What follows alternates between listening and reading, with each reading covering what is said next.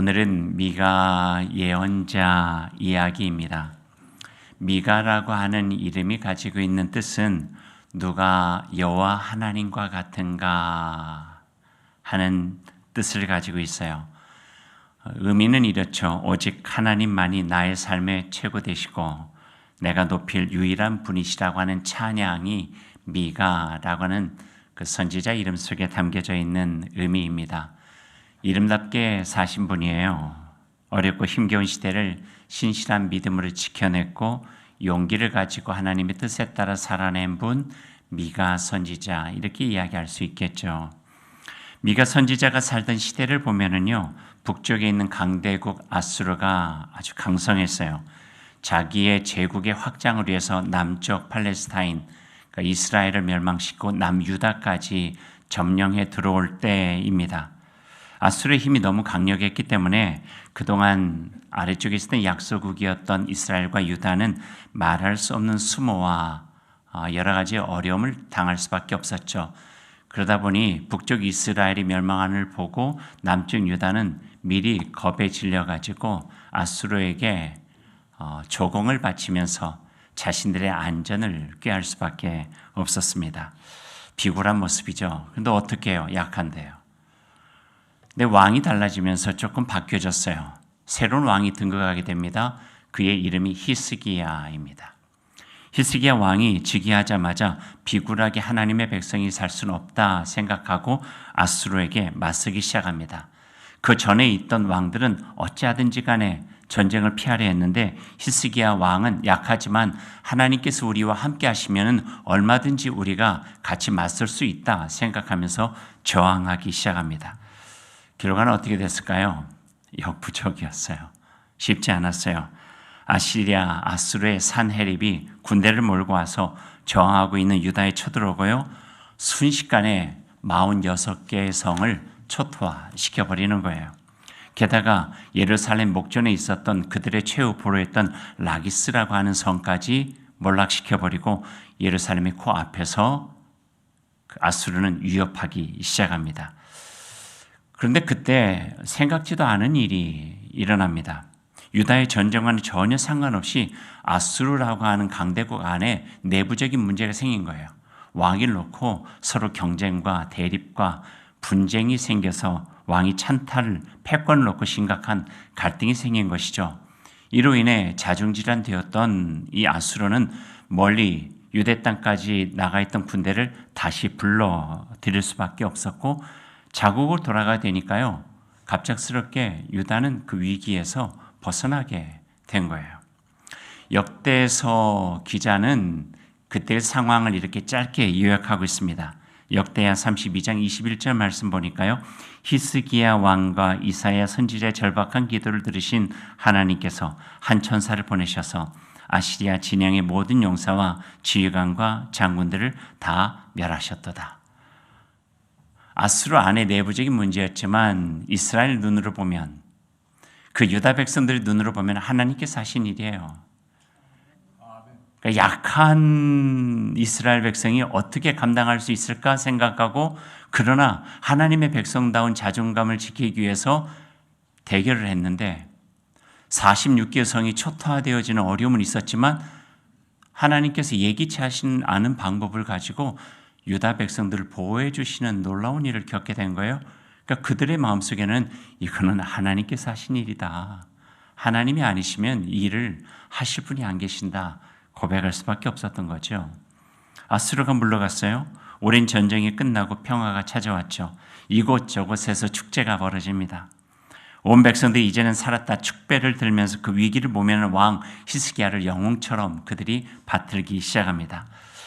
그런 상황 속에 모든 사람들이 축하하고 축배를 드는 때에 단 한 사람 미가라고 하는 선지자만은 그들과 다른 목소리를 내기 시작해요.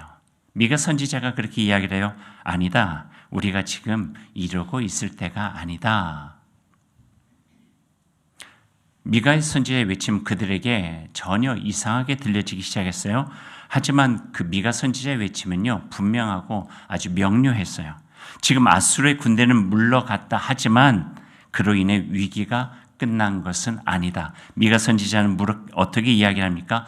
우리의 죄를 회개하고 새롭게 변화되지 아니하면 언젠가 또다시 이런 전쟁은 계속되어지고 위기는 계속되어질 것이다. 미가 선지가 그렇게 외친 것은요, 이유가 다른 곳에 있었어요. 유다가 처한 진짜 위기는 아수르가 쳐들어왔기 때문에 있는 것이 아니라 우리가 하나님 안에서 거짓되고 아니라고 온전한 신앙을 갖지 못한 것이기 때문이다. 우리가 하나님 안에서 온전하게 서면 우리와 함께 하시는 하나님께서 모든 어려움을 이겨내 주실 것이다. 그러니 우리는 지금의 잠깐의 위기가 모면됐다고 편안하고 아니라고 축배를 들지 말고 다시금 하나님 안에서 우리의 삶을 돌아보며 온전하게 서기 위해서 애써야 된다. 이게 미가 선지자가 가지고 있었던 중점되는 메시지였습니다. 그리고 당시 지도자들을 향해서 이렇게 경고하고 있죠. 자기 배를 불리는 데만 열심인 이 나라의 지도자들은 참여해야 된다. 백성의 목숨을 한착해 여기고 백성들의 처참한 죽음에 눈 하나 꿈쩍 않는 무정한 지도자들은 참여해야 된다. 하나님의 뜻을 마음에 담고 살아가야 될 제사장들 참여해라. 하나님 말씀에 준엄해야 될 예언자들 참여하라. 너희들은 욕심을 채우기에 하나님의 말씀이 아닌 사람들이 듣고 좋아할 만한 달콤한 계시를 전하였구나. 회개하라. 거짓된 삶을 버리고 하나님께 돌아가라. 의와 인애와 신실한 믿음을 가지고 하나님께 돌아가야 한다. 그것이 우리의 살 길이다. 그의 말처럼 당시 정치, 종교 가릴 것 없이 남유다는요 총체적으로 타락한 때였어요. 그러면서도 그들은 주님께서 우리를 사랑하시니까 우리를 지켜주실 거야. 그 아니란 마음의 신앙 속에 하나님을 붙들고 살아가고 있었던 거죠. 그 거짓 예언자들의 말들이 그들의 귀에 들렸던 거예요. 거짓 예언자들은 뭐라 이야기했습니까? 보라, 아수르가 그렇게 우리를 삼키려 했어도 하나님께서 우리를 도와주시니 우리가 이렇게 안전한 것 아니냐. 하나님 우리를 사랑하신다. 그러니 염려하지 말아라. 이게 당시 예언자들이 했던 이야기들이에요. 달콤하죠? 듣기 좋죠? 사랑한다는 말을 누가 듣기 싫겠어요? 우리를 안전하게 지켜주신다는 말을 누가 듣기 싫어하겠어요? 그러나 미가 선지자의 말은 가슴이 찔리고 뼈 아프지만 그들이 들어야 될 온전한 말씀이었다. 성경은 그렇게 기록하고 있습니다. 죽지에 빠져있던 백성들에게 미가 선지자는 소리를 높여서 하나님의 뜻을 전하게 된 것이죠. 이러므로 너희로 말미암아 시온은 갈아엎은 밭이 되고 예루살렘은 무더기가 되고 성전의 상은 수풀의 높은 곳이 되리라. 아무리 높이 지어졌던 성전도 우리가 그렇게 자랑하는 모든 문화도 언젠가는 다 허물어지고 말 것이다. 여호와 하나님은 온전하게 섬기지 않으면 다 허무하게 될 것이다. 그렇게 미가 선지자는 예언을 하고 있습니다. 어떤 의미인가요? 하나님 없이는 가진 것 같으나 하나도 없는 것이고 이룬 것 같으나 허상이고 누린 것 같으나 허무만 가득한 세상이 될 것이다. 어떤 것이 진정으로 우리의 삶에 값지게 남을 것인가를 돌아보라. 미가 선지자의 그 외침은 지금 우리들에게도 들려지는 귀한 말씀입니다. 예수님께서 같은 말씀하셨어요. 반석 위에 지어진 집은 작다 할지라도 세찬 풍파 다 견뎌낼 수 있지만 모래 위에 지은 집은 아무리 화려하고 웅장하다 할지라도 조금만 바람이 불고 파도가 치면 다 허물어지고 말 것이다. 성경에는 안 나왔지만 예수님은 그 말씀 후에 이렇게 우리들을 향하여서 요청하시는 거죠. 어떤 인생의 집을 짓고 살 것인가에 대한 말씀을 해주고 계시는 거죠. 거짓으로 세운 세상은 진실 앞에 다 무너져 내릴 수밖에 없습니다. 탐욕과 교만으로 세워진 가짜 세상은 진짜 세상이 오면 모두 무너질 수밖에 없는 것이죠. 작년 벌써 1년이 지났네요. 12월 3일 계엄 이후 지난 1년간 우리는 총체적인 어려운 시기를 지나가고 있는 것 같습니다. 감추어두고 숨겨두었던 것들이 하나 둘씩 드러나면서 우리들의 마음을 아프게 하고 화나게 만들기도 합니다. 기고만장했던 불의한 욕심과 욕망들이 드러나고 감추고만 싶었던 거짓과 불편한 진실들도 드러나고 백성은 안중에도 없고 제 이익만 위해 살았던 흔적들을 보게 되고 욕망의 그늘에 감추어진 추악한 모습들이 그저 그 민낯, 그 날 것들로 드러나기 시작합니다. 미가 선지자의 말로 하나님의 뜻을 전한다면 이 모든 것은 무너져야 합니다. 묵은 땅 갈아엎고 또 갈아엎어진 땅에 하나님의 의의 씨앗들이 심어져야 그곳에서 사랑도 평화도 진실함도 열매 맺어 새로운 나라가 시작될 수 있기 때문에 그렇습니다. 개인만 그럴까요? 가정만 그럴까요? 교회 공동체만 그럴까요? 이 세상도 마찬가지죠. 대림절 임마누엘 예수께서 이 땅에 오신 것은 바로 하나님의 놀라우신 선한 것으로 이 땅을 갈아엎고 새롭게 하기 위한 하나님의 손길이었다. 우리는 고백할 수가 있습니다. 오늘 우리가 함께 있는 말씀 바로 그 새로운 시작에 대한 선언과 같습니다. 그 말씀 우리가 한번 우리 마음속에 새겨보면 좋겠습니다. 2절 말씀 보시죠. 2절 말씀 우리 같이 한번 읽어볼까요? 베들레헴 에브라다야 너는 유다 족속 중에 작을지라도 이스라엘을 다스릴 자가 내게서 내게로 나올 것이라. 그의 근본은 상고의 영혼에 있느니라. 그의 근본은 상고의 영혼에 있느니라. 조금 어려운 단어지만 풀어보면 이렇게 정리할 수 있어요. 메시아는 역사 속에서 태어나시지만 그 존재의 뿌리는 하나님과 함께한 영혼에 있다고 하는 선언이에요. 그러니까 처음부터 하나님은 마음먹고 계시다는 거예요. 그 마음먹은 하나님의 뜻을 이제 이때 펼쳐가신다 하는 것을 보여주고 계시는 거죠. 베들레헴 에브라다에서 하나님이 준비하신 새로운 세상이 메시아와 함께 시작될 것이라고 하는 선언입니다. 이거를 신학적으로 메시아닉 비전이라고 이야기를 해요. 그러니까 하나님께서 비전, 보고 계시는 세상, 그 섭리 속에 하나님 때로는 예언자를 통해서 하나님의 사람을 통해서 일하시다가 이제는 종국에는 메시아를 보내야 되겠다. 그리스도를 중심으로 해서 새로운 세상을 열어가시는 하나님의 비전이 오늘 미가를 통하여서 우리에게 보여주고 계신다 하는 거죠. 근데 오늘 이 말씀을 보면은요, 하나님께서 하시는 일에 대해서 우리가 볼 수 있는데 우리가 생각한 것과는 달리 사람들의 예상을 뛰어넘는 방식으로 하나님의 세상이 시작된다 하는 거예요. 그러니까 우리가 가지고 있는 상식을 넘어서서 하나님께서 하시는 일의 방식은 전혀 다른 모습으로 우리가 생각지도 않았던 예상을 뒤엎는 그런 방식으로 우리 속에서 이루어지기도 하신다 하는 것들을 보여주시는 거예요. 미가 선지자는 메시아가 나실 장소로 베들레헴을 이야기하고 있어요. 베들레헴은요, 예루살렘처럼 가장 큰 성읍이 아니에요. 아주 작은 고리야, 농촌이고 변방이었어요. 동방박사가 메시아 탄생에 대한 소식을 듣고 어디로 갑니까? 예루살렘. 여기에서 태어나리라 생각을 한 거예요. 하지만 하나님께서 하시는 일은요, 전혀 예상 밖이었어요. 그런 곳에서 메시아가 오실까라고 했던 곳에서 하나님께서는 새로운 세상을 시작하시게 된 거예요. 십자가가 그런 거 아닌가요? 골고다 언덕 그 십자가에서 어떻게 하나님께 새로운 세상을 이루실 거라고 짐작이나 했겠어요? 죽음과 저주의 틀인데 하나님께서 하시는 방법은 하나님의 나라를 이루시는 길은 전혀 우리 예상과 달라진다 하는 거예요. 베들레헴은 아주 작은 마을이었어요.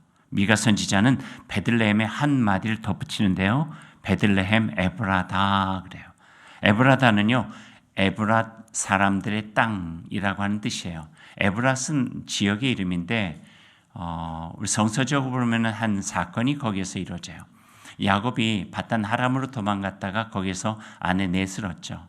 아내 넷을 얻어서 다시 자기의 땅 고향으로 돌아오는 길에 자기가 가장 사랑했던 아내가 죽습니다. 라헬이 죽었던 것이 바로 에브랏이에요. 그러니까 이스라엘 백성들은요, 그들의 선지의 역사를 보면서 에브랏 그러면은 슬픔, 아픔, 상실. 그 땅이 에브랏이에요. 그러니까 베들레헴 에브라다라고 하는 것은 베들레헴이라고 하는 자금, 에브라다라고 하는 아픔, 슬픔, 고통, 상실, 거기에서 메시아닉 비전이 시작된다고 하는 거예요. 화려하고 웅장한 곳에서 하나님의 역사가 이루어지는 것이 아니라 하나님은 가장 작은 약한 것에서부터 싹을 내어 하나님의 울창한 하나님의 나라를 시작할 수 있다고 하는 것을 우리에게 보여주시는 거죠. 그러니 내가 작다 기죽을 필요가 없는 거예요. 하나님께 사시고자 하시면 우리 가운데서도 얼마든지 하나님의 나라가 우렁차게 이루어질 수 있다고 하는 메시지를 우리에게 주시는 것이죠. 바로 그런 곳에서 하나님이 생각하셨던 하나님의 비전, 위대한 일이 시작된다고 하는 것을 미가 선지자를 통해서 2절 말씀에 우리에게 또렷하고 분명하게 보여주고 계십니다.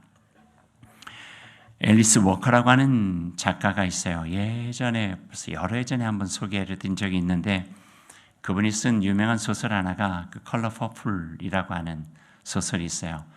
그 유명한 그 영화 감독이 스티븐 스필버그가 영화화했던 것으로 유명한데요.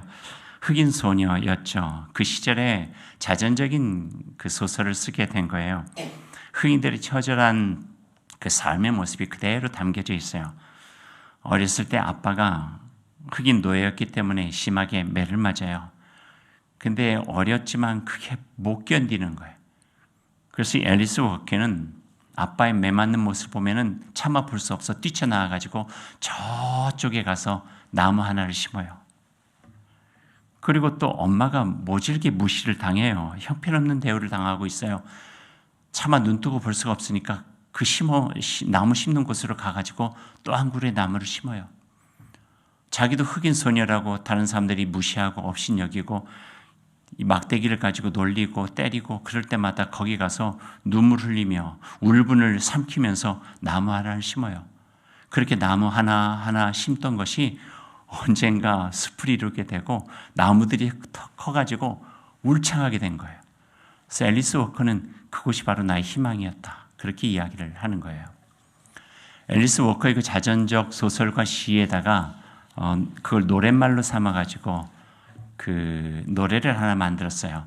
복음 노래 부르는 우리 홍승환 집사님이 노래를 만들었어요. 그 노래의 제목이요. 또 다른 숲을 시작하세요 라는 거예요. 또 다른 숲을 시작하세요. 그 노래의 특징은 한 사람이 부르기 시작했는데 조금 있다 2사람, 5사람, 10사람 그리고 거기에 있는 모든 사람이 같이 노래를 부르는 거예요. 그러니까 하나의 나무가 숲을 이루는 그런 상징적인 의미로 그 노래가 되어지죠. 그리고 거기에는 수어가 같이 있어요. 한번 제가 가르쳐 드릴까요? 또 다른 숲을 시작하세요는 이렇게 됩니다. 또 다른 숲을 시작하세요. 다시 한번 해볼까요? 또 다른 숲을 시작하세요. 이 수어를 하면서 모든 사람들이 같이 서로의 희망을 일깨워주는 거예요. 힘을 내게 해주는 거예요. 베들레헴 에브라다야 가장 작고 슬픔이 깃들고 아픔이 있었고 고통이 있었고 상실이 있었고 결핍이 있었지만 그 자리에서 하나님의 나라는 시작된다. 이게 선언인 거예요. 이게 선언이에요. 하나님께서 하시는 일에 하나님의 메시지, 메시아닉 비전, 어떤 걸 기다릴 것인가 가장 연약하고 힘든 우리 속에서 시작될 하나님의 나라를 기대하고 꿈꿔라. 이 말씀을 해주시는 거예요. 베들레헴 에브라다야 하나님께서 바로 그곳에서 또 다른 숲을 시작하셨습니다. 메시아를 통하여서 하나님의 나라, 이 세상 어떤 나라도 넘볼 수 없는 하나님의 나라, 하나님의 소망의 나라, 하나님의 사랑의 나라, 하나님의 은총의 나라, 하나님의 사람들이 어깨 펴고 살아갈 수 있는 그 귀한 나라를 하나님께서 시작해 주셨습니다. 그 나라에 대한 오늘 메시아닉 선언이 오늘 미가 선지자를 통해서 우리에게 주십니다. 저도 마찬가지죠. 대림 시작하면서 하나로 시작했는데 벌써 3개가 되었습니다. 어둠을 밝힐 수 있는 빛이 많아지면 이 세상을 밝혀낼 수 있는 것입니다. 베들레헴 에브라다에서 새로운 숲은 시작되었고 세상을 밝힐 생명의 빛도 시작하게 되었습니다. 오늘 성경 말씀 뒤에 부분은요, 그 새로운 시작을 준비하고 희망의 나라를 이루는 사람들에 대한 이야기를 보여주고 있는데요. 7절과 8절 말씀이에요. 여러분 읽어야 이해가 될 수 있겠지만 우리 함께 읽어보십시다. 7절과 8절이요. 야곱의 남은 자는 많은 백성들 가운데 있으리니 그들은 여호와께로부터 내리는 이슬 같고 풀 위에 내리는 단비 같아서 사람을 기다리지 아니하며 인생을 기다리지 아니하며 야곱의 남은 자는 여러 나라 가운데와 많은 백성 가운데 있으리니 그들은 수풀의 짐승들 중에 사자 같고 양떼 중에 젊은 사자 같아서 만일 그가 지나간즉 밟고 찢으리니 능히 구원할 자가 없을 것이라. 여기서 중요한 단어가 남은 자예요. 하나님을 끝까지 믿은 자예요.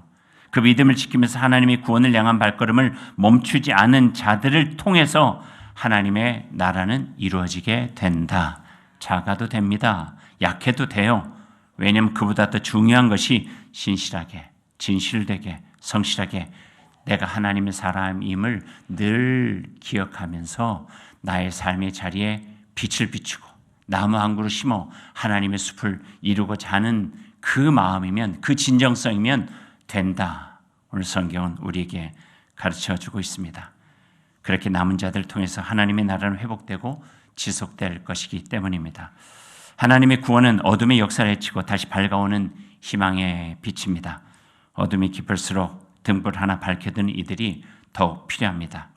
우리는 바로 그 일을 위해서 하나님께 부름받은 사람들이고 하나님의 남은 자로 살아가야 될 사람입니다. 이 거룩한 소명에 기쁨으로 응답하시고 하나님의 사람으로 살아가는 우리가 될 수 있기를 간절히 소망합니다.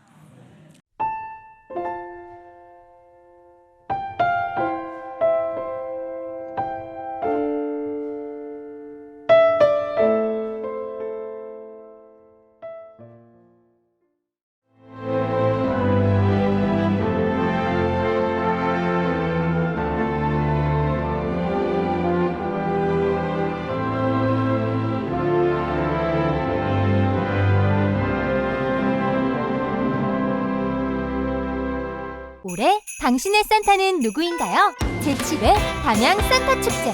가족이 함께, 친구가 함께, 연인이 함께 서로의 산타가 되는 곳. 밤하늘을 물들이는 환상의 빛, 심장을 두드리는 EDM과 담양을 들썩이게 할 인기 가수들의 라이브 무대까지. 올겨울 담양에서 가장 빛나는 밤을 즐기세요.